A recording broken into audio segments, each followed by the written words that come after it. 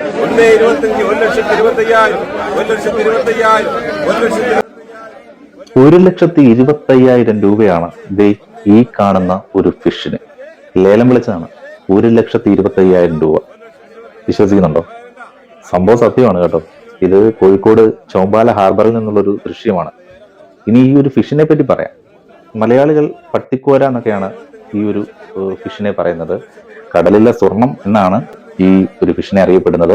ഒഡീഷ, ഗുജറാത്ത്, മഹാരാഷ്ട്ര എന്നിവിടങ്ങളിലെ കടൽ തീരങ്ങളിലാണ് സാധാരണ ഈ ഫിഷ് കാണപ്പെടാറുള്ളത്. കേരളത്തിൽ അപൂർവങ്ങളിൽ അപൂർവമായി മാത്രമാണ് കേരള തീരത്ത് ഈ ഒരു ഫിഷിനെ മത്സ്യത്തൊഴിലാളികൾക്ക് കിട്ടുന്നത്. പക്ഷെ ഇവനെ കിട്ടിയാൽ കിട്ടുന്നവൻ രക്ഷപ്പെട്ടെന്ന് വേണം പറയാൻ. സിംഗപ്പൂർ, ഹോങ്കോങ്, ജപ്പാൻ, മലേഷ്യ എന്നീ രാജ്യങ്ങളിൽ ഈ ഒരു ഫിഷിന് വൻ ഡിമാൻഡാണത്രേ. ഇനി ഇതിന്റെ പ്രത്യേകത എന്താണെന്ന് അറിയണ്ടേ?